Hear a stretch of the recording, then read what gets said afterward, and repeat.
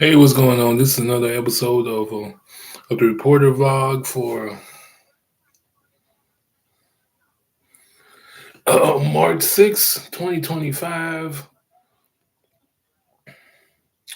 on a Thursday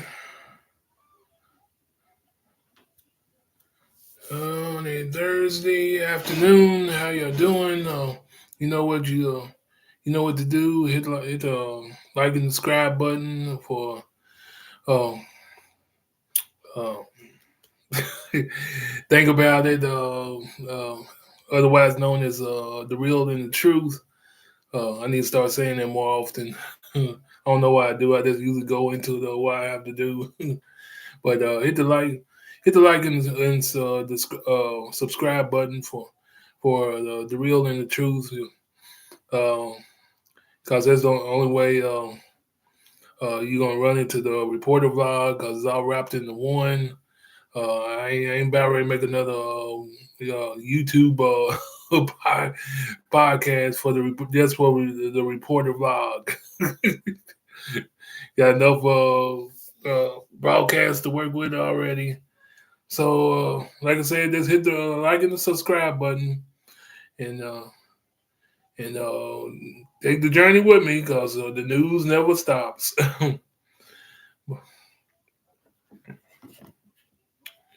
But anyway, gonna do a double header today. Pretty much, I guess you can make it put this under the title of Trump Madness, aka Trump Dots. uh, but and let's get right into it. Might as well, because where we last left off, my goodness, this guy he's been busy. Let's put it like that. Trump has been busy, and not in a good way. Not in a good way at all. Ooh, man. But okay. First story, extremely dishonest. Was it nothing new? CNN fact checker nails Trump on 13 flat false claims. 13 flat false claims.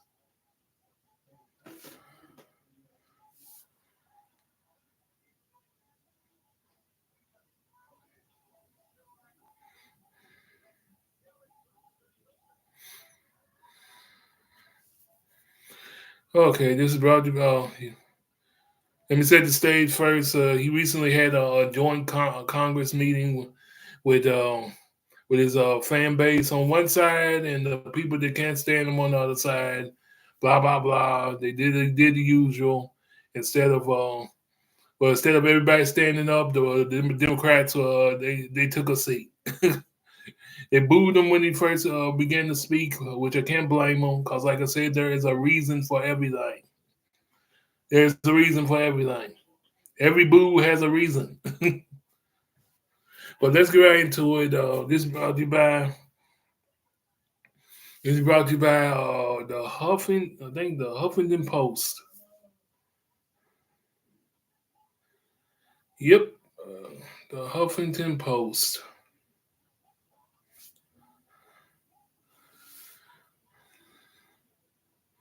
Okay, with the editor being uh, Ed Maza, published on for March 5th, 2025 at 3:56 a.m. Alrighty, CNN fact checker Daniel Dale said President Donald Trump stuck to his script during Tuesday night's speech before the joint session of Congress, but he didn't stick to the facts. President Trump was, believe it or not, marginally more careful with the facts tonight than he usually is. Dale told CNN Jake Tapper, adding that only then compared to his campaign rallies, in which Trump often ad-libbed 30 false claims or more. But by the standard of any politician in Washington who is not Donald Trump, that was still an extremely dishonest speech. He said, I counted at least 13 flat false claims that It is a preliminary count. It doesn't include a whole bunch of additional misleading or uncorroborated claims. Trump Dale said repeated his frequent false claim about tariffs, saying they're paid by other countries and not ultimately the American consumer. Let's repeat that first lie.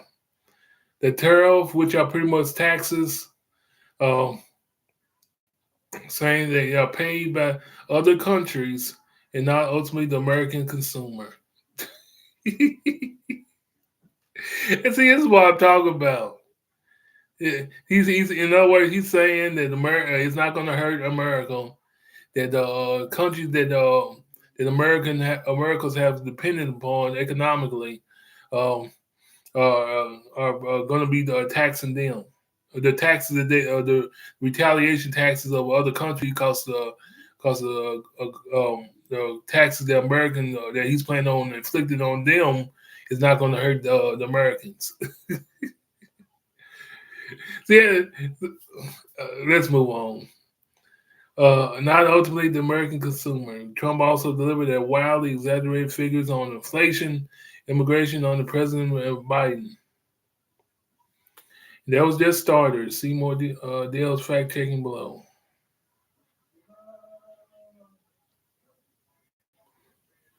So basically, this is it's a quick summary of what happened when during his State of the Union, whatever you want to call it, Congress meeting, um, where he pretty much just spit out did his usual thing of lies, or another order of lies, in other words, uh, pretty much blaming Biden for everything. At one point, the inflation, the immigration on Biden, which is pretty much living rent free in all the MAGA, everybody from MAGA to him. Biden has gone living. He's living his best life, but he is still in the uh, in the uh, in the mouth of Trump and his MAGA nation. That's unbelievable. Here's this guy that pretty much ended his presidency early. Was but he still has some factor. Still has pretty much is in the mind. He's pretty much in the mind of this guy and his followers, which says a lot. It says a lot. Here you got a guy, President Biden is no longer a threat. Still in the mind, still in the conversation of the current president. I think that's ground for paranoia. But that's just me. But it's some kind of story. He just lives in another world, and thinking that he is a country, thinking that the country cannot be touched through his own tariffs. It reminds me of the Ten Commandments. By his own mouth, miracles is going to pay the price. Not by nobody else, not by an enemy, by his own mouth.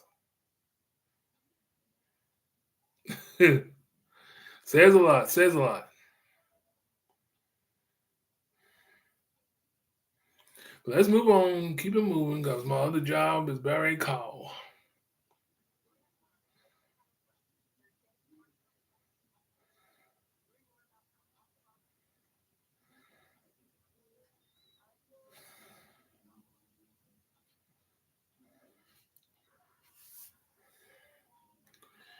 Yeah, baby. By his own mouth, own mouth. Miracle's gonna have to pay the price for this guy that thinks he knows what he's doing.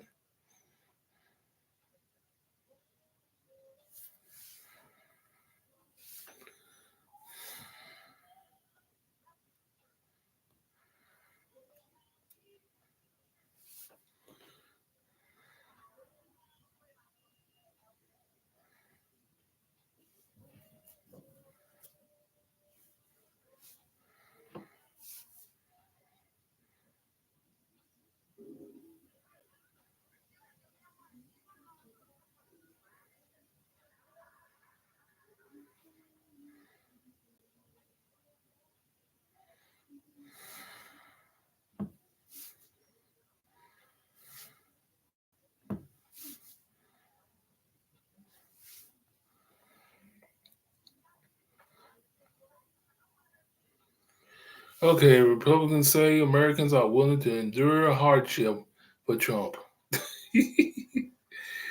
Ooh, man. Hmm. Okay, let's get this done. TheDailyBoulder.com. I don't know if this is real fake news or not, but I guess it's usable. Usable.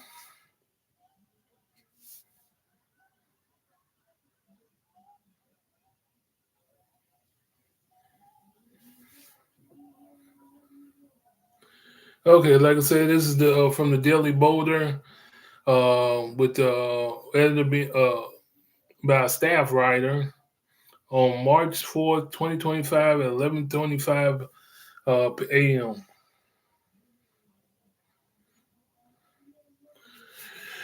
Republican lawmakers are arguing that many Americans are willing to accept higher prices if it helps support Donald Trump's policies, even as inflation concerns grow. It comes after Trump announced tariffs on China, Mexico, Canada would take effect today. These stores are kind of stale, so but still usable.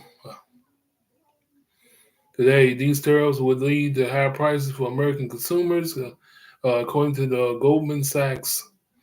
The tariffs could increase inflation by 1%, which would hurt U.S. companies' profits and might lead to other countries retaliating, which they pretty much already are. At the same time, inflation is already affecting the economy. A report from the Labor Department showed that January had the biggest rise in consumer prices in nearly 18 months. Senator Mark Wayne Mullen from Oklahoma spoke to CNN and acknowledged the tariffs could hurt his state, but insisting that people in his area are willing to make sacrifices for Trump's policies. They got constituents are going to do what it takes to get America back on track. We're tired of countries taking advantage of us, he said, according to Newsweek. Hmm. You see, right offhand, the mind control, the mind control. But let me move on. Representative Mark Alford from Missouri said that he is all for paying higher prices to help improve the country. He told CNN, "We all have a role to play in the right side our government. If I have to pay a little bit more for something, all I'm all for it to get America right again. To start whittling down the national debt." Oh man! When asked if his constituents felt the same way about paying higher prices, Alfred said, "I think so." Recent polls show Americans are divided on Trump's tariffs. A Reuters/Ipsos survey found that the 54% of the respondents were against the new tariffs are imports, while 41% support them.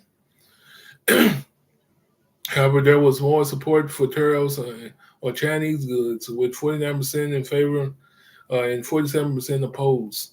Poll surveyed 4,145 U.S. Adults had, had a margin of error of 2 percentage points. Other polls show that Trump's approval rating in the economy is dropping, as many Americans worry about rising costs and inflation. According to the Reuters/slash Ipsos poll, 50% of Americans believe the economy is on the wrong track, up from 43% in late January. A memo from Trump's pollsters Tony Fabriazzo said that 59% of the voters in key swings districts are concerned about their financial situation, including 61% of swing voters and 53% of Trump voters.